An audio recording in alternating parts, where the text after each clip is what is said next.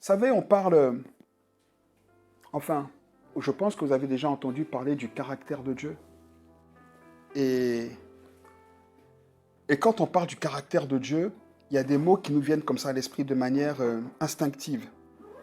Quand on parle du caractère de Dieu, les premières choses auxquelles on pense, c'est justement l'amour de Dieu et la bonté de Dieu. OK? On ne pense pas nécessairement à la justice de Dieu, ou alors on en a une compréhension qui n'est justement pas toujours juste.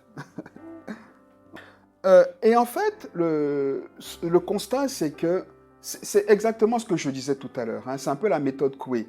On ne croit que ce qu'on entend et que ce qu'on se répète. Ça ne veut pas dire qu'on ne croit pas les autres choses, mais si on ne les entend pas, on n'a même pas l'occasion d'y croire, en fait. Vous comprenez ce que je veux dire? Et donc, on croit que Dieu est amour. Amen. Et il est. On croit que Dieu est bon. Amen. Et il l'est. D'accord?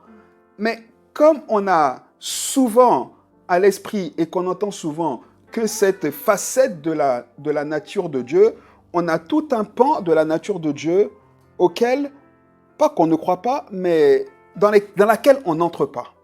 Et une des conséquences que ça a, alors attention, je fais toujours un peu attention à ce que je dis, mais il faut que je le dise parce que c'est un constat et parce que c'est vrai. Ça fait de nous en fait des enfants gâtés. Moi, je regarde autour de moi et je me dis vraiment, nous les chrétiens, on est vraiment des enfants pourri gâtés. Mais forcément parce que notre papa est bon. Forcément parce que notre papa est plein d'amour. Vous comprenez? Et un enfant qui a été éduqué avec la seule connaissance que ses parents sont bons et les aiment, sans rien d'autre, je crains que ce soit des enfants pourri gâtés. Je crains qu'il manque quelque chose justement à l'éducation que le parent apporte à l'enfant parce que finalement, ça fait un peu des parents laxistes. Si on éduque nos enfants en nous disant que « Oh, je suis bon, oh, je t'aime, tout ce que tu fais, oh, je t'aime, oh, tout ce que tu fais, oh, je t'aime », je crains que ça nous pose un petit problème. Amen. Et donc, il y a besoin ici qu'on équilibre un peu ce qui concerne la nature de Dieu, qu'on l'équilibre dans notre compréhension, mais qu'on l'équilibre aussi dans notre marche avec lui pour qu'on l'applique dans notre vie quotidienne. Et ça a un impact. Vous allez comprendre dans 2 minutes pourquoi. Est-ce que tout le monde comprend ce que je dis jusqu'ici? Ça va? C'est bon? Ok. Alors, évidemment, on a dit que Dieu est amour. Dieu est bon. On a dit la fidélité? Quelqu'un a dit la fidélité. On se rappelle aussi que Dieu, quand même, est souverain.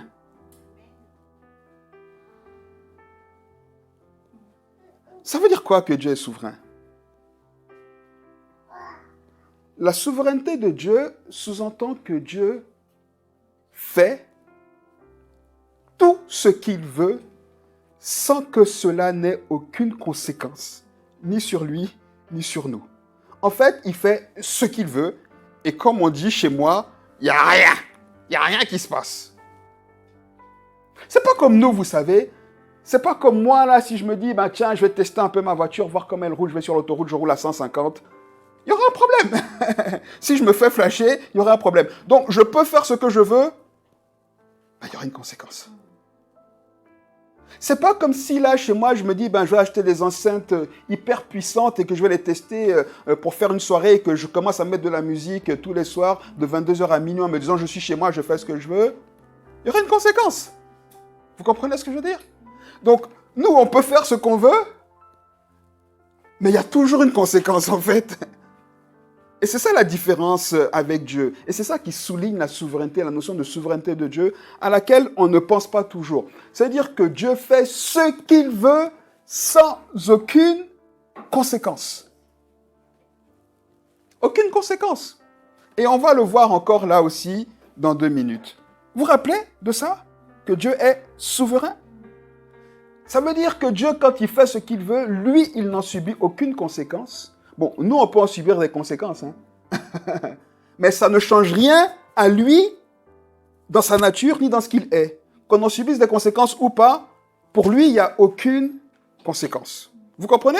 C'est important qu'on se rappelle ça. C'est important.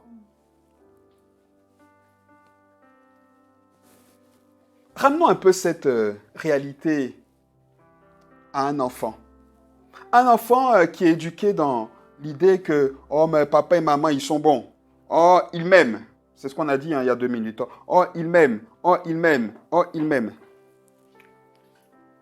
Est-ce que papa et maman m'aiment? Est-ce que parce que, papa et maman m'aiment, je peux me permettre à 14 ans de prendre la voiture de papa et d'aller la casser? Il y aura des conséquences. On est d'accord? Ok. Je ferme ici cette parenthèse.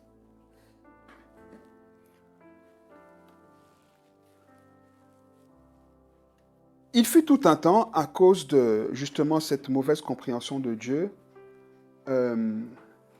pendant tout un temps, on attribuait tous nos malheurs à Dieu. C'est d'ailleurs ce qui se passe dans le livre de Job. Quand les amis de Job viennent le voir et qu'ils voient Job dans cette situation, ils lui disent « C'est impossible que tu n'aies rien fait pour que tout ça t'arrive. » Et si on observe un peu nos propres attitudes, nos propres réactions, dès qu'on a une difficulté, dès qu'on a une épreuve ou dès qu'on a, allez, on va dire le mot, un malheur, quelque chose qui va mal dans nos vies, regardez, la première chose qu'on va dire, mais qu'est-ce que j'ai fait au Seigneur? Et c'est drôle parce que ça, c'est vrai pour les croyants comme pour les non-croyants. J'ai un ami quand on était jeune, bon, je crois qu'il est croyant maintenant, je crois, il me semble, je ne suis pas très sûr, mais c'était un gars qui aimait bien les... Vous savez, c'est quoi un fétiche? Oui, c'était un gars qui aimait bien les fétiches. Et puis il en avait plein, il avait des fétiches pour être...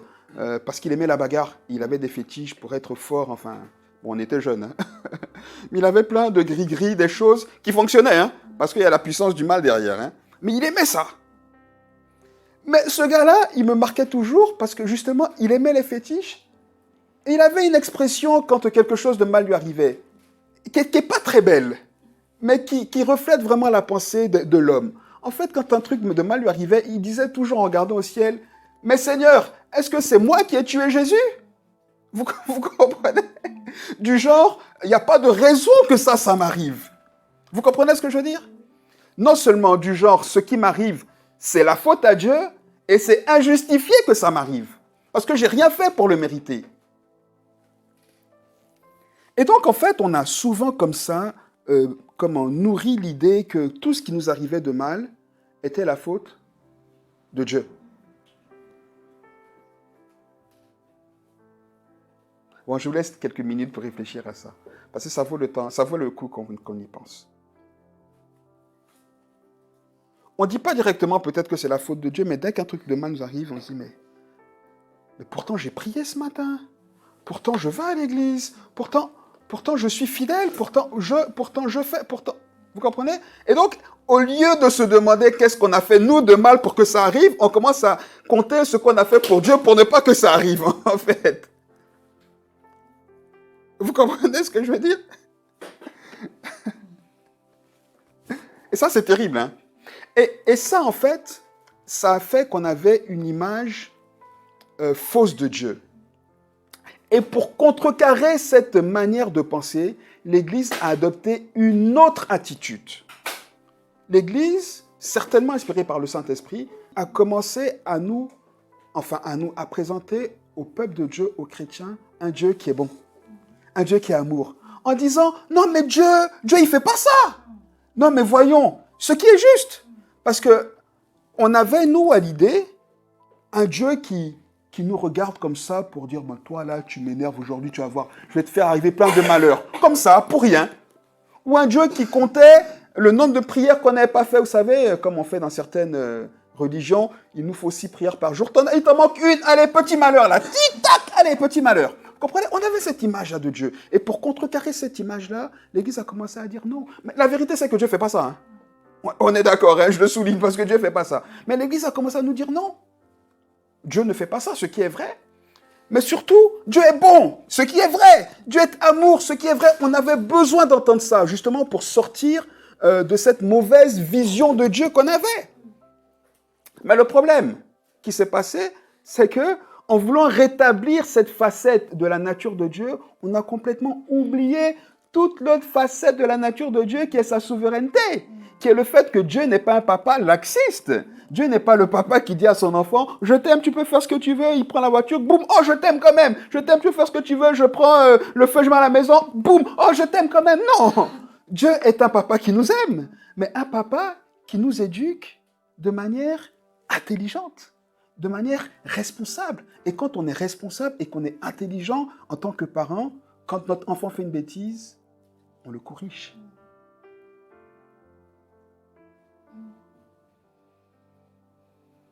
Aucun enfant aime être corrigé.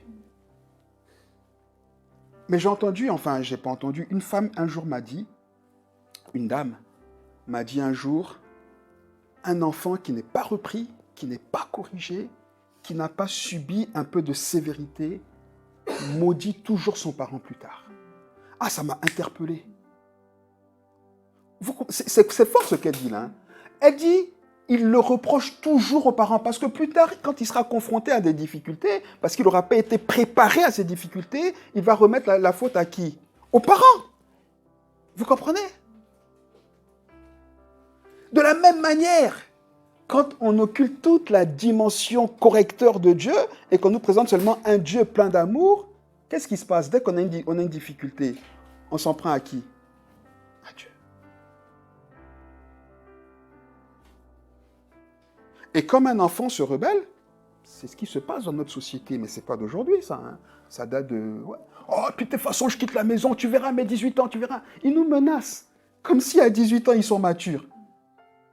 Et nous, on en a peur. Oh, tu verras mes 18 ans, tu verras mes 18 ans. De la même manière, nous, on fait du chantage à Dieu. De toute façon, tu m'énerves.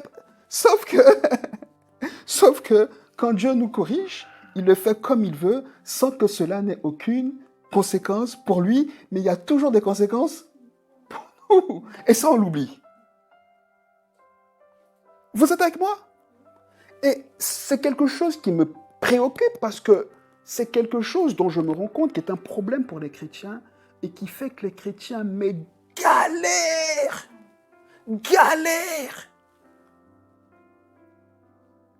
Parce qu'on n'accepte pas la correction. Et en fait, la chose que j'aimerais souligner ici aujourd'hui, c'est qu'à cause bien sûr, de notre culture, à cause de ce que je viens de dire aussi, effectivement, du fait que l'Église, pour équilibrer la mauvaise image qu'on avait de Dieu, a insisté de manière pas très juste, justement, sur la bonté de Dieu, etc. Aujourd'hui, on est des chrétiens complètement déséquilibrés et des chrétiens qui n'acceptent pas que Dieu nous corrige et nous remette en question. Parce que croyez-moi, si mon petit bébé là, on l'éduque en la contrariant, en la corrigeant, quand j'y contrarier dans le bon sens, hein, contrariant dans ce qu'elle veut faire qui n'est pas bien, d'accord? En lui tapant sur les doigts de temps en temps, non, attention, non, en la punissant. Bien sûr qu'elle sera rebelle, mais elle va grandir en ayant compris qu'il y a des choses qu'on peut faire et il y a des choses qu'on ne peut pas faire. Elle aura grandi en comprenant qu'il y a des gens qu'on respecte, il y a des gens, c'est comme ça. C'est comme ça. Si on ne lui fait pas maintenant, et que tout d'un coup, à 13 ans, 14 ans, on dit « Ouh là là, j'ai loupé un truc » et qu'on commence à essayer de lui inculquer ça, c'est la guerre, hein? C'est la guerre. C'est trop tard. Mais le problème, c'est ce qui se passe. C'est qu'on commence à éduquer les chrétiens en disant « T'inquiète, oh, Dieu est bon, tu sais, Dieu, il te comprend. » Non, Dieu, non, t'inquiète, Dieu, aucun problème. Qui ne pense pas comme ça de Dieu? C'est ce qu'on dit. « Oh non, il est juste. » Dieu, non, t'inquiète pas, il est bon. Non, Dieu est bon. Dieu est bon. Rappelez-vous, là, maintenant, la dernière année, là, le nombre de fois que vous avez entendu que Dieu est sévère et qu'il corrige. Combien de fois on l'a entendu? Mais combien de fois est-ce qu'on a entendu « Oh, t'inquiète, Dieu est bon. » Oh, tu dis « Non, mais t'inquiète, il ne va pas te punir. » Non, mais comme tu ne connais pas Dieu. Dieu, c'est pas Hugues. Hein? Moi, je fais un truc qui a des conséquences. Donc, même moi, je ne peux pas faire ce que je veux. Même moi, quand je veux dire un truc, je dois calculer. Je dois demander à Dieu, Seigneur, est-ce que tu es d'accord si je le dis? Parce que si je dis qu'il n'est pas d'accord, j'en subis les conséquences. Si je fais un truc qui n'est pas d'accord, j'en subis les conséquences. Mais Dieu n'est pas que bon. Dieu, il corrige. Et je trouve extraordinaire qu'on ait une mémoire aussi courte, nous les hommes. Regardez la première chose qui se passe au début de l'humanité. Pas la première chose, mais regardez au début de l'humanité.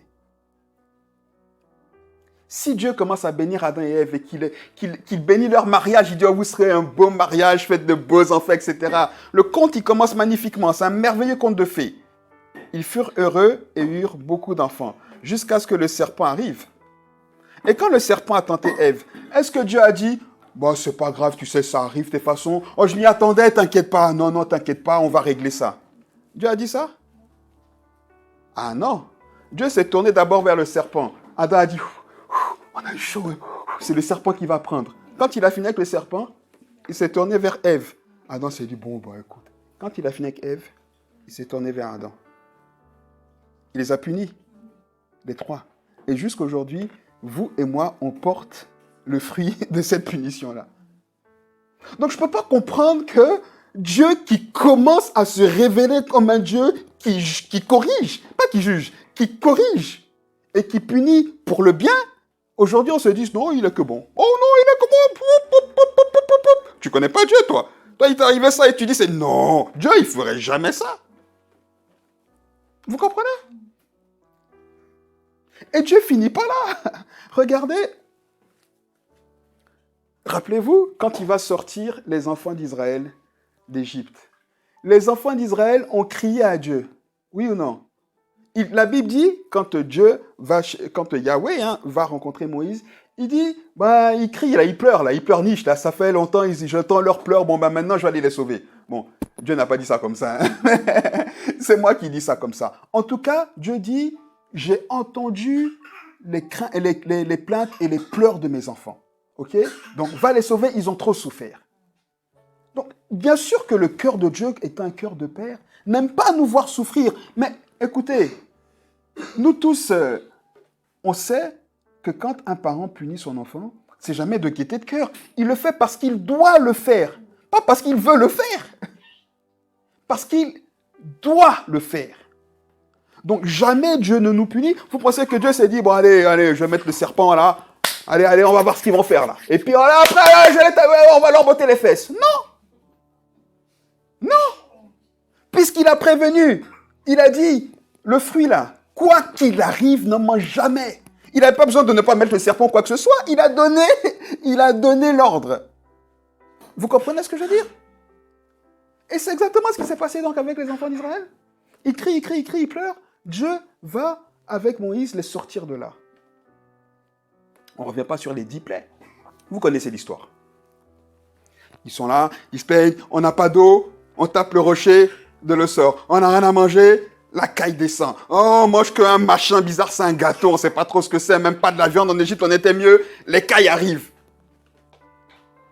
Et ils continuent, hein, des enfants pourris gâtés, à qui Moïse a dit, écoutez, vous pensez que quand Moïse est allé voir les enfants d'Israël, il a dit, le Dieu, le Yahweh là, c'est un Dieu correcteur, hein, il nous corrige. Hein. Non, il a dit, il a entendu vos cris, il vous aime, il m'a envoyé pour vous sauver, oui ou non? Donc pour eux, c'était, ouais, Yahweh nous aime. Et quand ils ont vu tout ce que Yahweh a fait pour eux, contre les Égyptiens, mais ils se tapaient la poitrine là. T'as vu? Ils allaient vers les Égyptiens, t'as vu comment Yahweh nous aime là? Alors tu faisais bien le malin toi, hein? Vous comprenez? Ils étaient dans cet état d'esprit là, des enfants pourris, gâtés. Qui estiment, comme nos enfants mal élevés là, qu'ils peuvent contester contre leur papa, contre leur maman. Hein, n'est-ce pas? Il y a un humoriste qui disait, dans un sketch il y a quelques années, il dit maintenant tu parles à ton enfant, il a 2 ans, 3 ans. Hein. Il dit, attention, fais pas ça. Il a sa tétine. Quoi, qu'est-ce que tu dis toi? Qu'est-ce que tu dis toi? Tiens ma tétine. Qu'est-ce que tu racontes toi? Qu'est-ce que tu racontes? Mais c'est exactement ça. C'est exactement ça. C'est ça. Et les enfants d'Israël, c'est ça. Bon, là je vois l'enfant avec la tétine, mais c'est nous les enfants avec la tétine, hein, vis-à-vis de Dieu. Hein. Qu'est-ce que tu racontes, toi? Mais qu'est-ce que tu dis, toi? Tu m'as dit d'aller là, mais moi, je ne veux pas y aller, mais toi, tu ne sais pas, toi.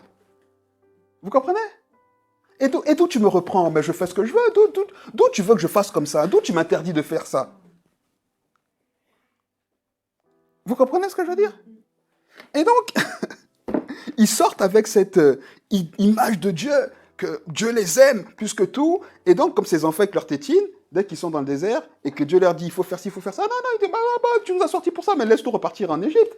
Genre, de toute façon, tu avais trop besoin de nous, tu nous aimes trop, maintenant, on te fait du chantage. Pourquoi? Parce qu'ils n'avaient connu que le Dieu amour, le Dieu bon.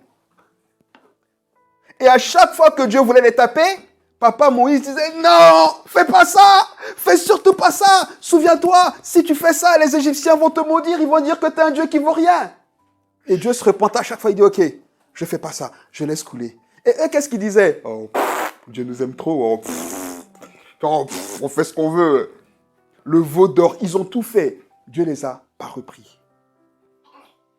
Et donc, ils avaient l'image d'un Dieu laxiste, un Dieu qui est là quand on a besoin de lui, qui doit nous comprendre, qui doit nous aider quand on en a besoin, mais qui doit accepter qu'on mène notre vie comme nous, on en a envie.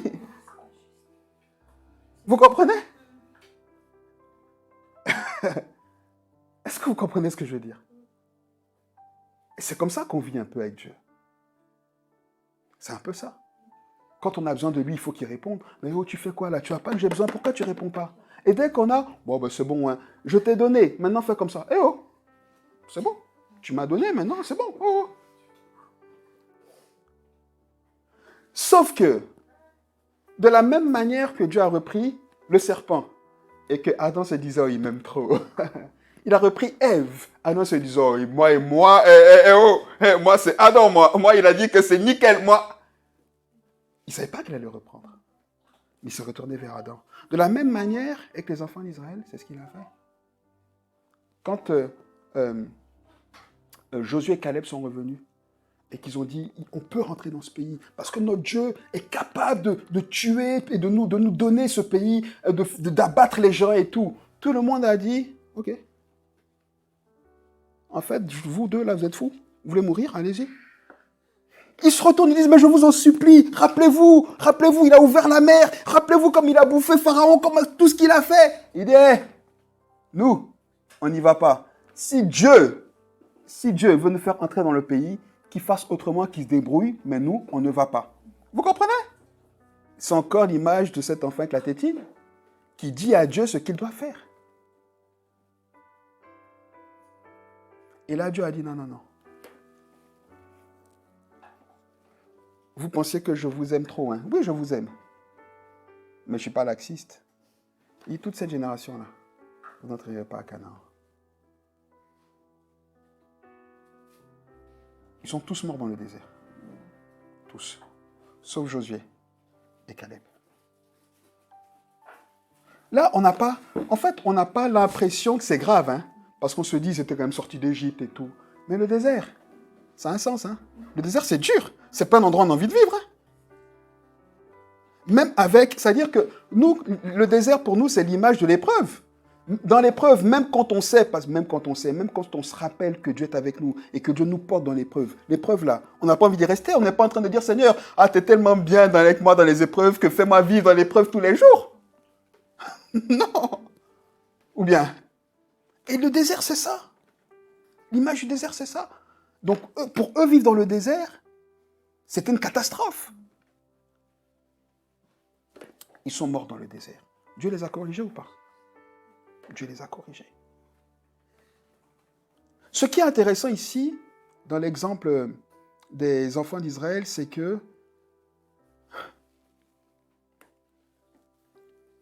ce qu'ils ont subi, si on commence à dire que Dieu les a corrigés et que c'est Dieu qui a fait et que c'est Dieu qui a... On voit la chose du mauvais côté.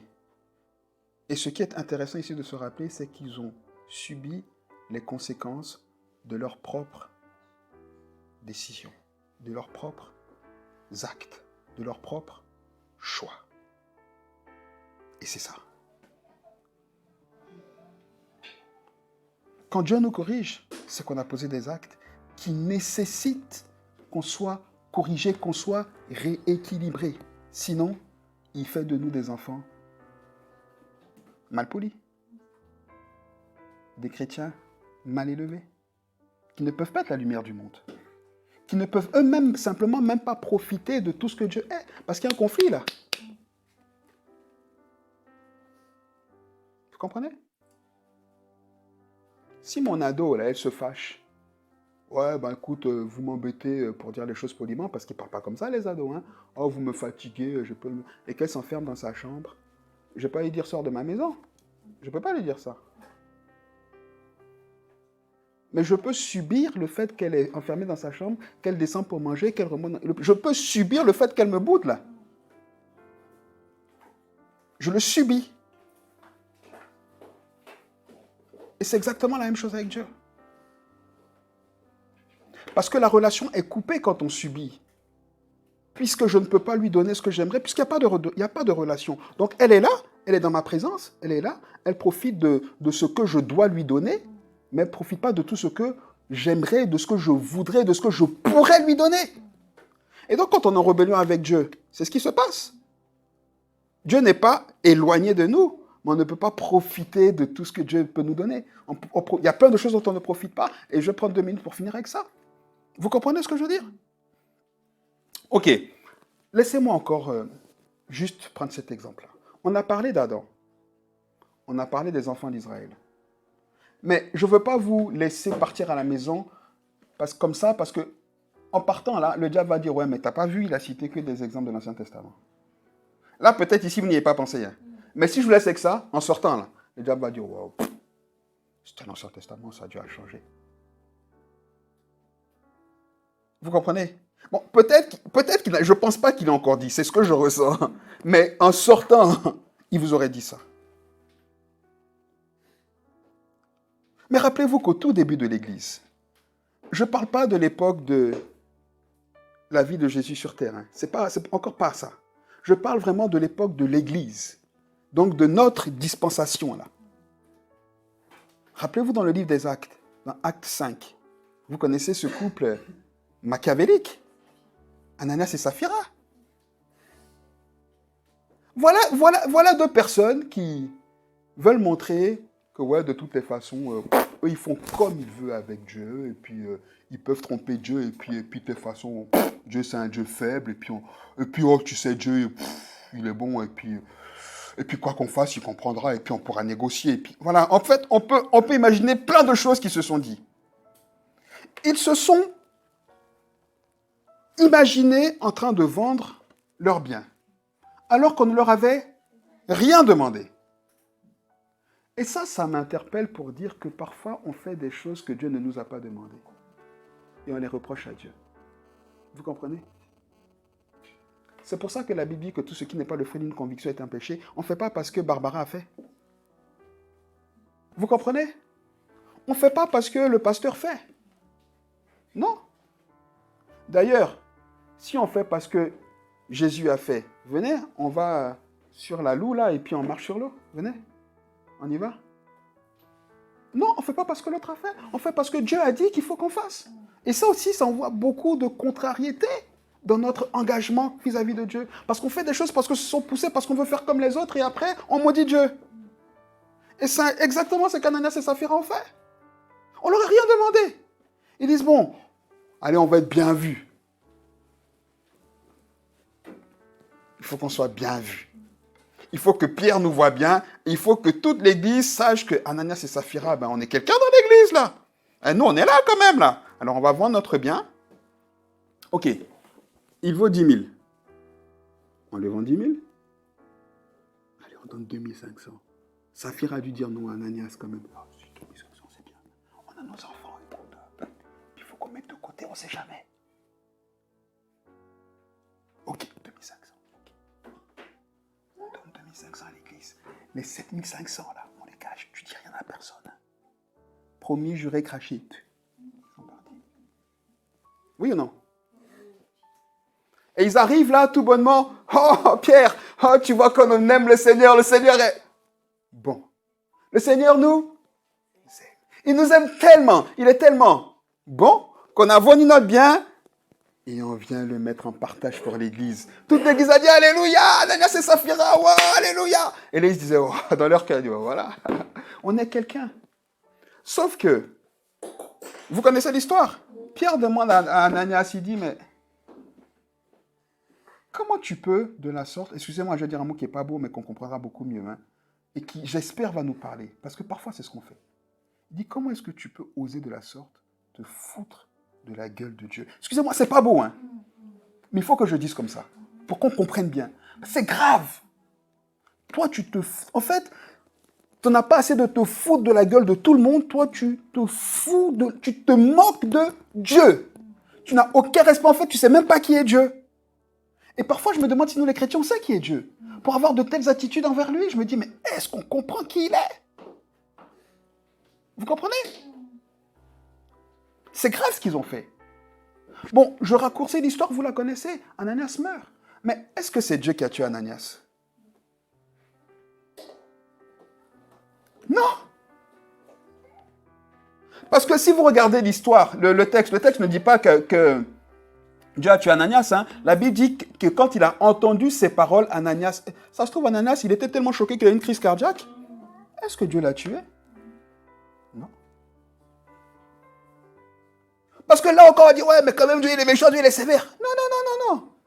Dieu les a repris au travers de l'apôtre Paul. Il a dit, on ne joue pas avec moi. Mais ce qui les a tués, c'est leur péché. Pierre, pardon, de l'apôtre Pierre.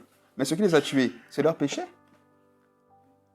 Ah, donc nos péchés peuvent nous tuer. Oui. Pas Dieu. Mais notre péché. D'ailleurs, le résultat du péché, c'est bien la mort. Vous comprenez? Donc, on voit ici, je vais m'arrêter là, mais on voit ici les 3 dimensions dans lesquelles Dieu corrige. Pour comprendre et se rappeler que si Dieu est bon, là on doit dire oui, amen. Oui. Dieu nous aime, il est l'amour, donc il n'y a pas de possibilité qu'il ne nous aime pas. Oui, amen. Il n'y a pas de possibilité qu'il ne nous aime pas. Ce n'est pas possible. Dieu est le pardon, il n'y a pas de possibilité qu'il ne pardonne pas. D'ailleurs, quand il parle aux enfants d'Israël, il dit, ok, j'ai pardonné. Hein. Il dit, j'ai pardonné. Mais vous avez posé un acte là. Vous comprenez? Donc si c'est vrai que Dieu est toutes ces choses-là, Dieu est aussi juste. Il est aussi juste. Il est souverain. Et quand on est juste et qu'on est souverain, et qu'on est responsable, on corrige. On équilibre. On reprend. On avertit d'abord, on dit attention. Dieu nous avertit. Toujours avec la parole. Attention. Fais pas ça. Ah, ça va te poser des problèmes. Ah, ça. Jusqu'à ce qu'un jour, ça nous tombe. C'est ce qui s'est passé, non? Je l'ai dit avec les enfants d'Israël. Vous comprenez ce que je veux dire? Je voulais encore lire le psaume 18, mais on a... Allez, j'ai 5 minutes. On va vite finir avec ce psaume 18, pardon. Juste avec ce psaume 18. On va prendre 2-3 versets ici, pour terminer dans les 5 minutes qui me restent là. Est-ce que vous comprenez ce que j'essaie de dire? Oui? Ok.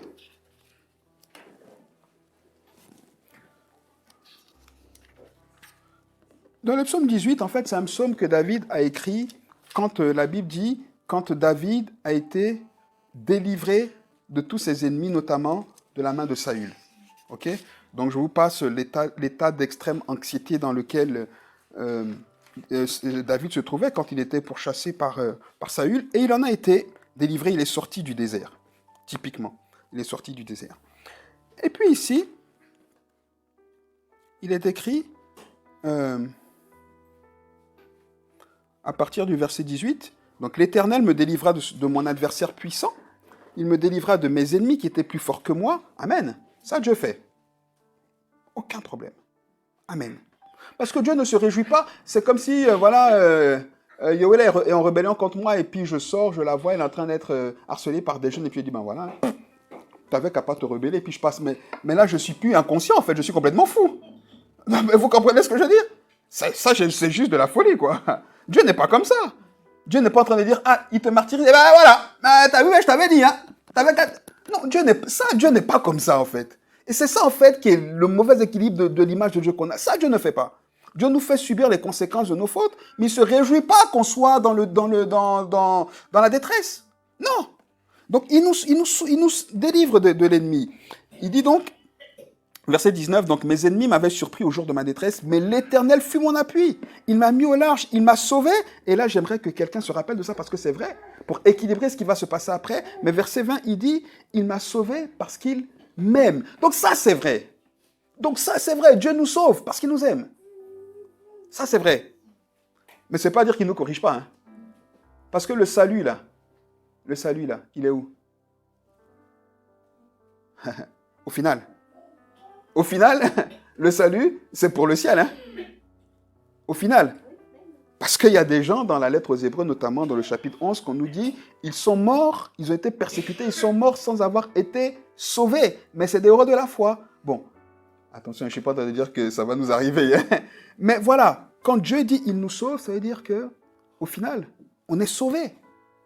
On a la vie éternelle. C'est ça en fait. Ok? Parce qu'il nous aime. Ensuite, au verset 21, voilà ce qui m'intéresse. David dit, l'Éternel m'a traité selon ma droiture. C'est fort, hein? Il m'a rendu selon la pureté de mes mains. Car j'ai observé les voies de l'Éternel et je n'ai point été coupable envers Dieu. Toutes ses ordonnances ont été devant moi et je ne me suis point écarté de ses lois. J'étais sans reproche envers lui et je me suis tenu en garde contre mon iniquité. Aussi, l'Éternel m'a rendu selon ma droiture, selon la pureté de mes mains devant ses yeux. Et ici, au verset 26, il dit, « Avec celui qui est bon, tu te montres bon. Avec l'homme droit, tu agis selon la droiture. Avec celui qui est pur, tu te montres pur.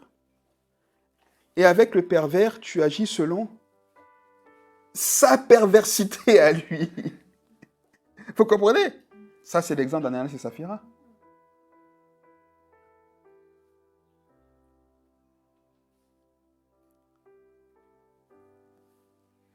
David dit clairement la chose suivante, et c'est là qu'est mon point de chute ce matin.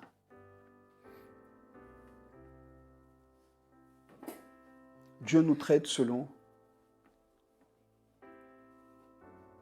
nos choix. Selon comment est-ce qu'on le respecte ou pas. Selon comment est-ce qu'on est capable d'obéir à sa parole ou pas. Selon comment est-ce qu'on est capable de marcher loin du péché ou pas. Selon comment est-ce qu'on est capable finalement d'accepter que quand on a mal fait, il doit nous corriger, d'accepter sa correction, de se remettre en question et non pas simplement de dire, ben voilà, ouais, de toute façon, je savais que ça ne marchait pas, c'est l'histoire de Dieu, là c'est n'importe quoi, et de se rebeller contre tout le monde. On se rebelle d'abord. Je dis ça souvent, mais attention, je ne veux pas que vous pensiez que je règle des problèmes ou quoi, non. Parce que c'est juste, c'est normal, parce que c'est la personne qui représente Dieu. On se rebelle souvent contre le pasteur, c'est ça qui est la vérité. Souvent contre le pasteur. Mais le pasteur, comme Samuel, quand le peuple voulait un roi, moi, en tout cas, personnellement, quand j'ai un problème comme ça, je dis à Dieu, Seigneur, je sais que ce n'est pas contre moi, c'est contre toi. Parce que c'est ce que Dieu a dit à Samuel. Il dit, c'est pas toi qui rejettes, c'est moi. Donc toi aussi, allez, détends-toi, là, où t'es cheville, là, c'est bon, hein, t'es pas le centre du monde, hein, détends-toi, ça va. C'est pas toi le problème, c'est moi le problème. Vous comprenez? Donc, au-delà de tout ça, notre rébellion, elle est toujours contre Dieu. Pourquoi? Parce que souvent, on a été mal éduqués.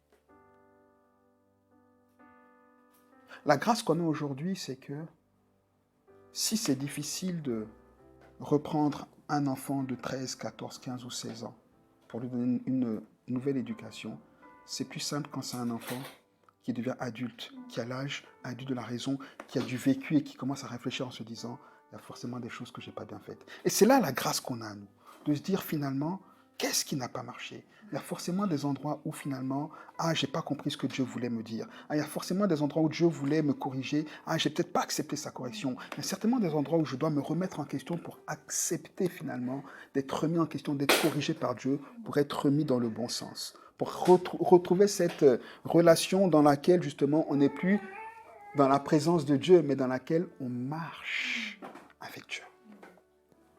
Vous comprenez ce que je veux dire?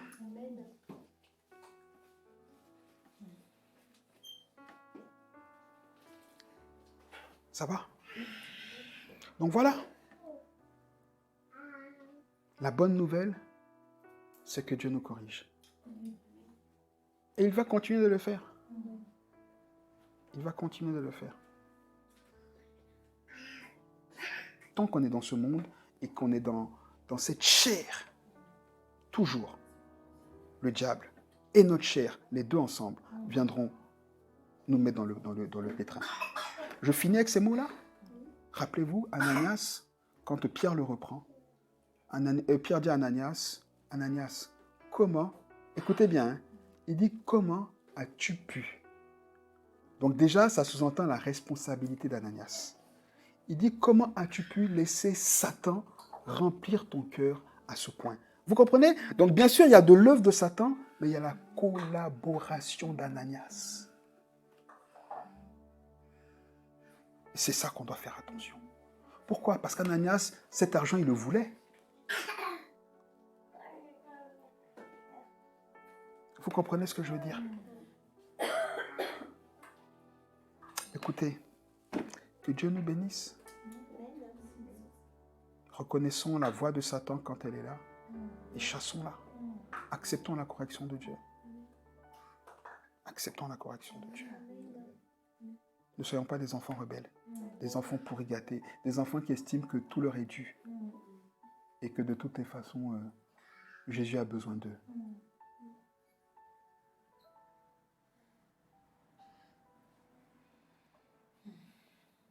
Il dit, s'il n'y a pas des hommes, je susciterai des pierres.